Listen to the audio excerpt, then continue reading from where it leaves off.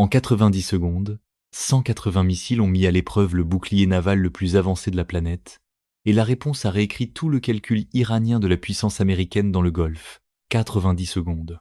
Ce n'est pas un temps de réaction. Ce n'est pas une fenêtre. Ce n'est pas une marge de sécurité, selon la compréhension conventionnelle de ce que ces mots signifient dans la guerre navale. 90 secondes, c'est le temps qu'il faut pour faire bouillir une bouilloire. C'est la durée d'une publicité télévisée.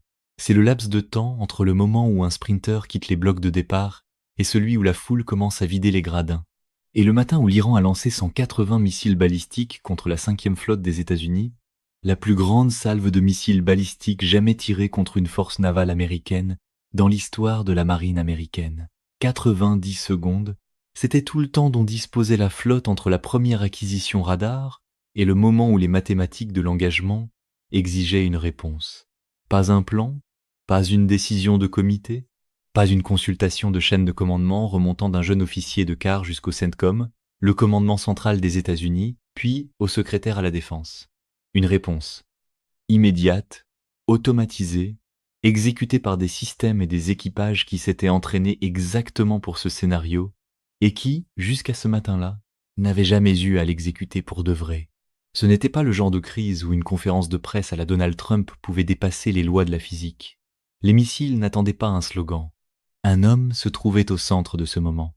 Il était l'officier d'action tactique à bord de l'USS Lake Erie, le croiseur lance-missiles de classe Ticonderoga, qui sert de principale plateforme de coordination de la défense aérienne de la 5e flotte, le bâtiment dont le centre d'information de combat est le centre nerveux de toute l'architecture intégrée de défense aérienne de la flotte. Il occupait ce rôle depuis 4 ans. Il avait exécuté ce scénario exact d'engagement en simulation plus de 300 fois. Il connaissait la logique d'engagement du système de combat Aegis comme un pianiste de concert connaît un concerto, non pas en y pensant, mais parce qu'il l'avait intériorisé si complètement que la pensée et le geste étaient devenus un seul et même mouvement. Le matin de la salve à 3h54 heure locale, ses écrans se sont illuminés d'une manière que 300 simulations l'avaient préparé à voir, et que rien, en 240 ans d'histoire de la marine américaine, n'avait jamais produit auparavant dans un contexte opérationnel réel. 180 pistes entrantes ont été acquises simultanément depuis plusieurs origines géographiques, se rapprochant à des vitesses comprises entre Mach 4 et Mach 12, selon la variante du missile. Fenêtre d'impact, 90 secondes à partir de la première acquisition pour les éléments de tête de la salve. Il n'a pas tendu la main vers un téléphone. Il n'a pas appelé son commandant. Il n'a pas hésité une fraction de seconde. Il a appuyé sur la touche qui plaçait le système Aegis en mode automatique spécial, le mode d'engagement dans lequel l'ordinateur de conduite de tir du système de combat exécute les solutions d'interception sans attendre une autorisation humaine pour chaque engagement individuel. Il l'a fait parce que 90 secondes ne laissent pas le temps à une autorisation humaine pour 180 engagements individuels.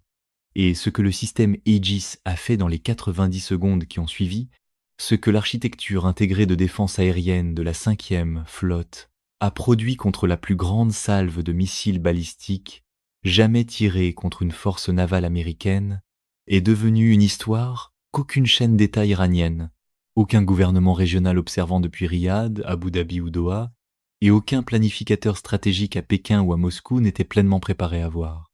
Ce qui s'est passé au cours de ces 90 secondes n'a pas seulement répondu aux 180 missiles de l'Iran. Cela a répondu à la question que l'Iran avait passé 20 ans à construire avec ses missiles. Et la réponse n'était pas celle que l'Iran attendait. Mais pour comprendre ce que l'Iran cherchait à accomplir lorsqu'il a tiré ses 180 missiles, et pourquoi cette salve représentait l'opération militaire unique la plus ambitieuse des 46 ans d'histoire de la République islamique, il faut revenir en arrière et comprendre vers quoi l'Iran construisait depuis 20 ans. Pas les missiles eux-mêmes, mais la doctrine, la logique stratégique, le calcul précis qui indiquait au Conseil suprême de sécurité nationale de l'Iran que 180 missiles tirés sur les bonnes cibles, dans la bonne séquence, depuis les bonnes origines, au bon moment pouvaient accomplir quelque chose qu'aucune action militaire iranienne précédente n'avait accompli.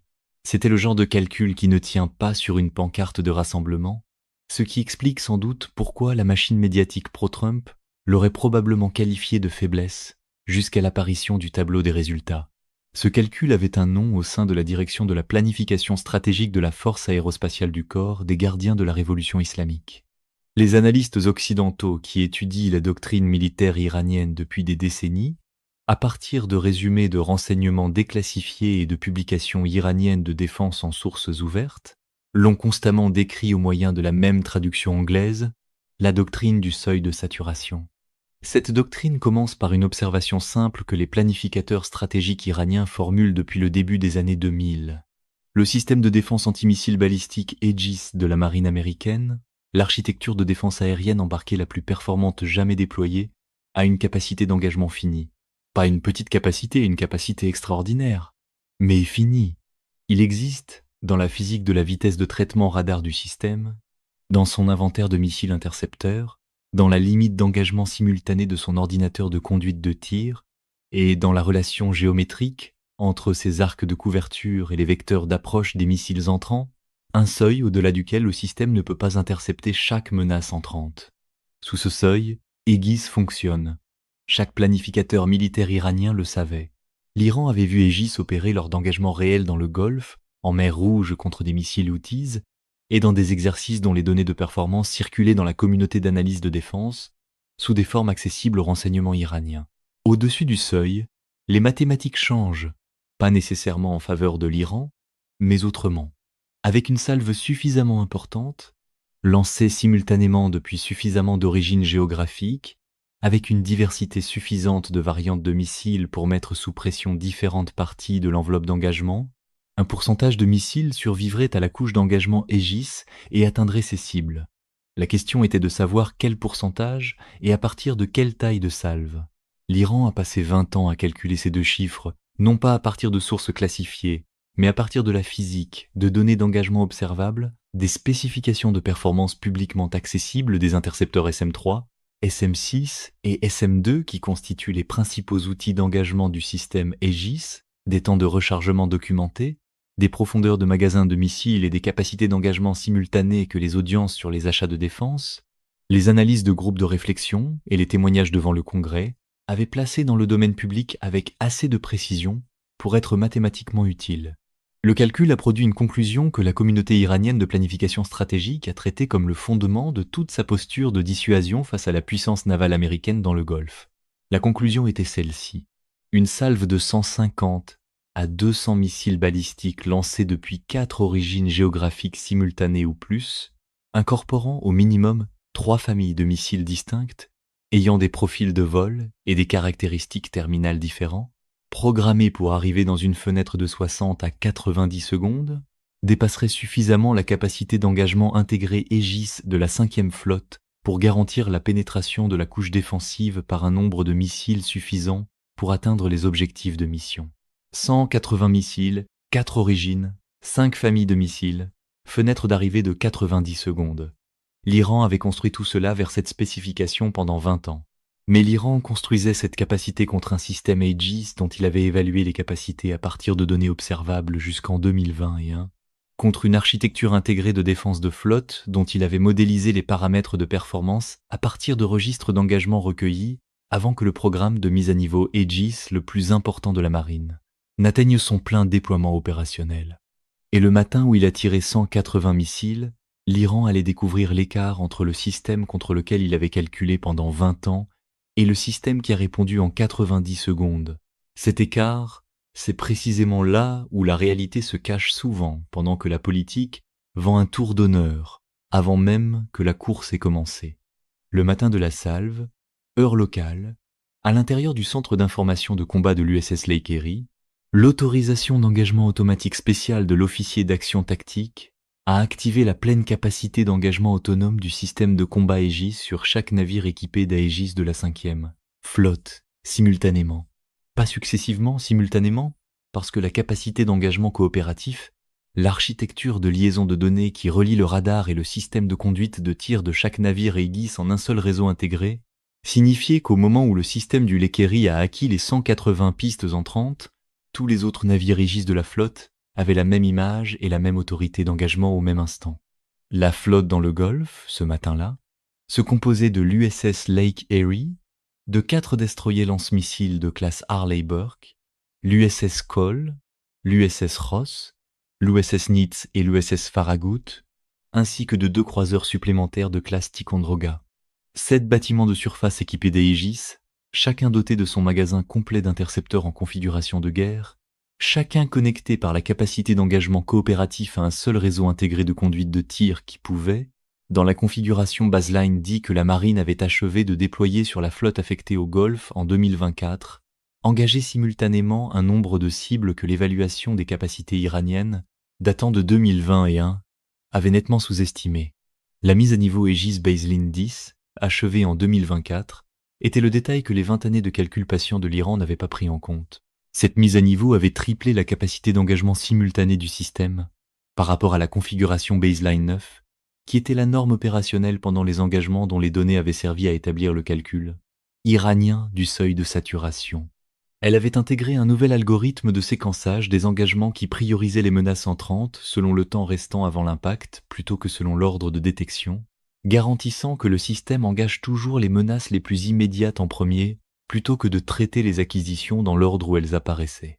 Et elle avait élargi l'enveloppe d'engagement de l'intercepteur SM-6 Block IB contre des cibles balistiques dans la phase terminale de vol, repoussant de 14 secondes la limite extérieure de la fenêtre d'interception dans la bande d'engagement à haute altitude, où approchaient les variantes iraniennes Shahab, 3 et Gader. 14 secondes supplémentaires dans un engagement où toute la fenêtre d'arrivée était de 90 secondes. 14 secondes que le calcul de saturation de l'Iran n'avait pas incluses, parce que la capacité qui les produisait n'existait pas lorsque le calcul avait été construit. Le système Aegis a commencé l'engagement à 3h54 minutes 23s. Des intercepteurs SM-3 Block 3, le véhicule tueur exoatmosphérique conçu pour intercepter les missiles balistiques au-dessus de l'atmosphère, dans la phase de mi-course du vol, avant qu'ils ne puissent commencer leur manœuvre terminale, ont été lancés depuis le Lake Erie et les 2 croiseurs contre les éléments à plus haute vitesse de la salve, les variantes Shahab, 3 et Gador, 1. Il s'agissait des missiles dont la vitesse terminale de Mach 12 avait été l'argument central de la doctrine de saturation iranienne, des missiles que les planificateurs iraniens avaient jugés trop rapides pour une interception en phase terminale par le SM-6 et donc dépendant de la capacité d'engagement exoatmosphérique du SM-3, que l'Iran avait calculé comme disponible en nombre insuffisant pour traiter toute la composante Shahab de la salve. 14 secondes, ce n'est pas beaucoup pour un discours, mais en défense navale, cela peut faire la différence entre un navire de guerre et un élément de langage. L'engagement SM-3 a réussi contre 34 des 40 et un variante Shahab et Gader. 7 ont survécu à la couche exoatmosphérique et sont entrés en phase terminale. Contre ces 7 missiles, et contre les 139 missiles restants, de portée plus courte et de vitesse plus faible, qui n'avaient pas été ciblés dans la phase exoatmosphérique, les 4 destroyers Harley Burke ont engagé des intercepteurs SM-6 Block IB. Le chercheur radar actif du SM-6, qui se guide lui-même vers la cible en phase terminale, sans nécessité d'illumination de poursuite continue depuis le navire lanceur, a permis à chaque destroyer d'engager plusieurs cibles simultanées sur un arc de 360 degrés, une capacité que la variante précédente du SM-6 ne possédait pas et que le calcul de saturation iranien n'avait pas incluse. L'engagement a duré 91 secondes. À 3h55, la dernière interception a été exécutée. Les officiers d'action tactique de la flotte, sur les 7 navires, ont compilé le registre d'engagement. 180 missiles tirés, 157 interceptés, 23 ayant survécu à la couche d'engagement. Sur ces 23, 14 ont été engagés par les systèmes de défense terminale de la flotte, les systèmes d'armes rapprochés Phalanx et les missiles RAM Block 2, Rolling Airframe Missile, qui constituent l'anneau défensif final autour de chaque navire. 9 missiles ont atteint leur point d'impact désigné. Les 9 qui ont atteint leur cible n'ont pas frappé les navires de guerre eux-mêmes. Les manœuvres défensives de la flotte et la gestion des pistes par la capacité d'engagement coopératif avaient placé chaque navire en dehors du rayon létal des cibles autour desquelles la salve iranienne avait été conçue, mais les navires logistiques prépositionnés et les infrastructures de base opérationnelle avancées que la cellule de ciblage iranienne avait désignés comme objectifs principaux de mission. 9 sur 180, un taux de pénétration de 5% contre une salve spécifiquement conçue pour produire 25 à 30%. La flotte était intacte. Les navires de guerre étaient indemnes. Les équipages étaient à leur poste. Et l'officier d'action tactique à bord de l'USS Lake Erie, l'homme qui avait appuyé sur la touche automatique spéciale à 3h54 minutes 23s, a transmis le résumé de l'engagement au CENTCOM à 3h56 minutes 01s, 77 secondes après la première interception. Il a utilisé la phraséologie standard. Il a déclaré l'engagement terminé, l'état de la flotte, la dépense d'intercepteurs et l'évaluation des dommages de combat précisément dans le format exigé par le protocole. Puis il a regardé son écran, l'image vide des pistes où se trouvaient 180 contacts entrant 90 secondes plus tôt. Et il a compris, comme l'ont compris chaque commandant, chaque planificateur, chaque analyste du renseignement ayant reçu ce résumé d'engagement dans les heures qui ont suivi, que ce qui venait de se produire n'était pas seulement le plus grand engagement de défense antimissile balistique de l'histoire navale. C'était la réponse à 20 ans de calculs stratégiques iraniens. Aucune bannière de victoire n'était nécessaire. L'écran radar vide parlait plus fort qu'une douzaine de micros de campagne.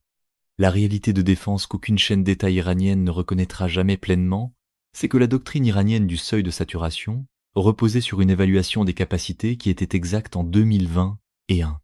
Les registres d'engagement à partir desquels le calcul du seuil avait été dérivé, les engagements contre des missiles Houthis au-dessus de l'Arabie saoudite, les incidents antérieurs dans le Golfe, les données de performance observées des SM-3 et SM-6, étaient de vraies données issues de vrais engagements. Le cadre mathématique qui a transformé ces registres en estimation du seuil de saturation était construit de manière professionnelle et analytiquement solide dans les limites de l'information disponible.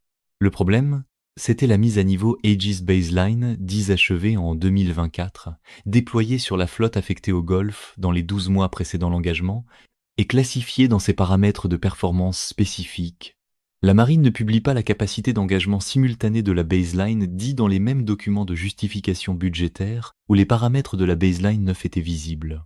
Pas parce que la mise à niveau était secrète, mais parce que la marine avait appris, en observant comment la doctrine iranienne avait été construite à partir de données de performance observables, que publier les paramètres du nouveau système donnerait simplement à l'Iran les données d'entrée dont il avait besoin pour recalibrer son seuil de saturation.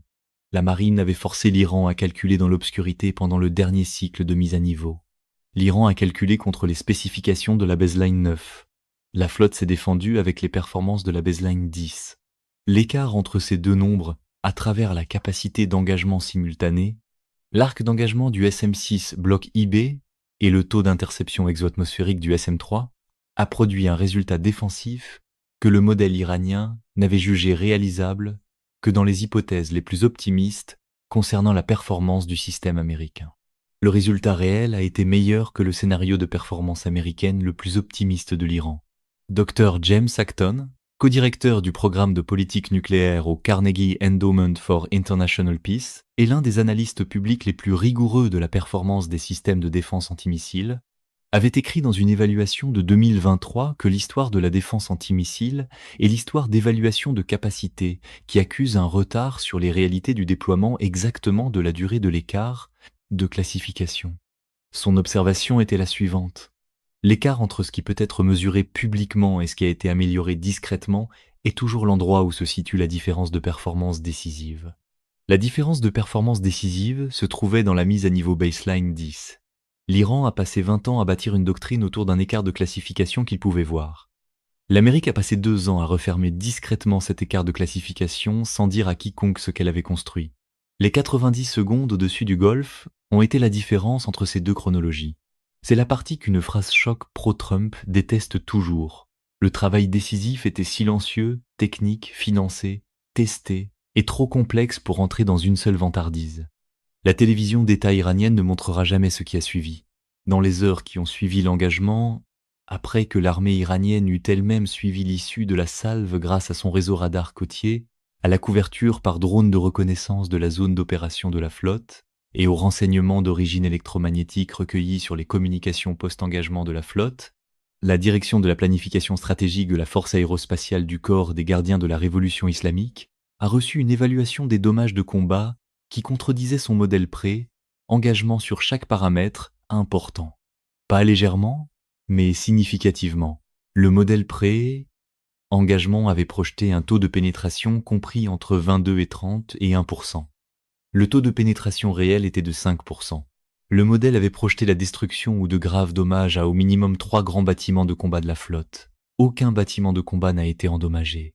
Le modèle avait projeté un taux d'interception SM3 contre la composante Shahab de la salve de 67%. Le taux réel d'interception SM3 était de 83%.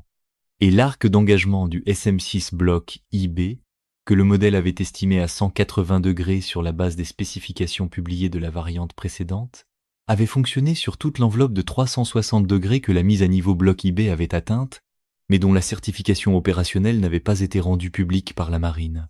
Chaque paramètre important de l'engagement avait divergé du modèle dans la même direction, en faveur de l'Amérique, avec des marges qui ne signalaient pas une erreur de modèle dans une seule hypothèse, mais une sous-estimation systématique de la capacité du système amélioré dans chaque dimension utilisée par le modèle. La direction de la planification stratégique de la force aérospatiale du corps des gardiens de la révolution islamique n'avait pas échoué analytiquement. Elle travaillait à partir de la meilleure information disponible. L'échec venait du fait que la meilleure information disponible était, dans les domaines précis qui comptaient le plus, erronée, parce qu'elle reflétait un système qui avait été amélioré au-delà de ce que les données observables pouvaient révéler. C'est ce qui arrive lorsque la réalité se met à jour plus vite que les éléments de langage.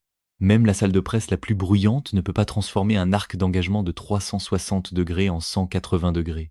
Le major général Hossein Salami, commandant en chef du corps des gardiens de la révolution islamique, est apparu à la télévision d'État iranienne 18 heures après l'engagement. Sa déclaration était mesurée. Elle revendiquait un succès opérationnel au motif que la salve avait démontré la capacité de l'Iran à mener une opération de missiles balistiques à grande échelle et d'ampleur historique. Elle décrivait les 9 impacts comme la preuve de la capacité de l'Iran à pénétrer les défenses américaines. Elle ne mentionnait pas les 171 missiles qui n'avaient pas atteint leur cible. Elle ne mentionnait pas l'état de combat de la flotte. Elle n'abordait pas le taux de pénétration par rapport à la projection pré-engagement. La télévision d'État n'a pas non plus mentionné ces chiffres. Mais dans les bureaux de planification stratégique de l'autoroute Shamran, à Téhéran, les bureaux où le calcul qui avait produit 180 missiles avait été construit sur 20 ans, les gens qui connaissaient la projection pré, engagement et le résultat réel se sont retrouvés face à un écart qu'ils ne pouvaient pas expliquer par un communiqué de presse. La doctrine devait être reconstruite à partir d'une nouvelle référence contre un système dont ils possédaient maintenant un point de données réel, mais dont ils ne pouvaient plus suivre la trajectoire de mise à niveau à partir d'informations publiques observables. Et reconstruire une doctrine prend du temps pendant lequel la flotte qui venait de répondre à 180 missiles en 90 secondes était toujours en mer. Un communiqué de presse peut ignorer 160 et 11 impacts manqués. Une doctrine de ciblage? Non. C'est la différence entre la propagande et les mathématiques. Dans les 72 heures suivant l'engagement, quelque chose a changé dans toute la région du Golfe, quelque chose qu'aucune conférence de presse n'a pleinement décrit, mais que chaque gouvernement de la zone a traité avec le plus grand sérieux, et certains avec un soulagement visible. La force aérienne royale saoudienne, dont les propres batteries Patriot avaient participé à l'image plus large de défense aérienne du théâtre pendant l'engagement, a reçu un compte-rendu détaillé après action du bureau de l'attaché de défense américain dans les 24 heures. Le compte-rendu couvrait les paramètres de performance du système Aegis avec un niveau de précision que le ministre saoudien de la Défense, selon des récits partagés avec le personnel du Congrès par le canal bilatéral du renseignement, a trouvé à la fois rassurant et quelque peu inquiétant. Rassurant quant à la capacité défensive américaine, inquiétant quant à l'écart entre ce que les Saoudiens savaient de la performance des Aegis et ce que le système avait réellement démontré. La première question du ministre saoudien de la Défense après le compte-rendu, selon les mêmes récits, ne portait pas sur l'engagement lui-même. Elle portait sur la mise à niveau baseline 10 et sur la question de savoir si les propres systèmes Patriot de l'Arabie saoudite avaient reçu une amélioration générationnelle équivalente que ses propres opérateurs n'avaient peut-être pas pleinement caractérisée. Les Émirats arabes unis ont convoqué une session d'urgence de leur Conseil suprême de défense. La session ne portait pas sur l'image de menace immédiate. L'engagement avait démontré que l'architecture défensive américaine était plus capable que ne l'avaient supposé les propres plans des Émirats, mais sur la question à plus long terme de ce que ferait l'Iran ensuite. Plus précisément, à quelle vitesse l'Iran pourrait-il reconstruire la doctrine de saturation contre les paramètres réels de performance de la baseline 10 que l'engagement avait révélée? Et dans l'intervalle entre l'échec de la doctrine et son successeur, quelles actions l'Iran pourrait-il entreprendre sous le seuil d'une salve complète de missiles balistiques? Le gouvernement du Qatar, dont la base aérienne d'Al-Udeid avait servi de nœud de commandement du CENTCOM pendant tout l'engagement, a officiellement demandé une révision accélérée de l'intégration conjointe de défense aérienne, un processus par lequel les systèmes de défense qatariens sont certifiés pour l'interopérabilité avec le réseau Aegis américain, à un niveau de partage de données supérieur à celui permis par l'arrangement actuel. Et à Bahreïn, où la 5e flotte a son quartier général, L'engagement a produit quelque chose que 40 ans de présence navale américaine dans le Golfe n'avaient jamais généré auparavant, une déclaration publique du gouvernement bahreïni créditant précisément et explicitement l'architecture de défense navale américaine d'avoir protégé l'infrastructure de sécurité régionale contre la plus grande attaque de missiles balistiques de l'histoire du Golfe. L'Iran a tiré 180 missiles pour démontrer que la flotte américaine était vulnérable.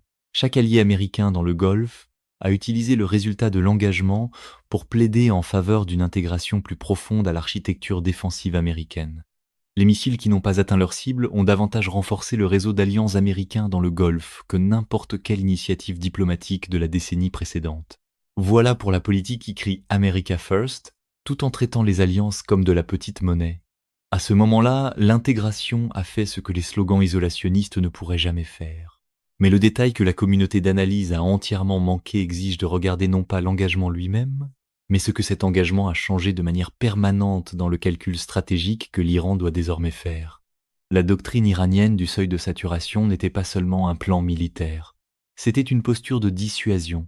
La communication implicite derrière 20 ans d'accumulation de missiles, derrière l'exposition publique de missiles Shahab et Ghadr dans les parades militaires, derrière les spécifications de portée et de charge utiles, publiées par le ministère iranien de la Défense pour la presse internationale. Tout cela communiquait un seul message stratégique à chaque gouvernement du Golfe et à Washington. Le message était « Nous avons assez de missiles pour submerger votre défense. Nous avons construit au-delà de ce seuil. Et le fait de savoir que nous pouvons franchir votre défense si nous le choisissons est la contrainte qui pèse sur vos options. » Ce message est la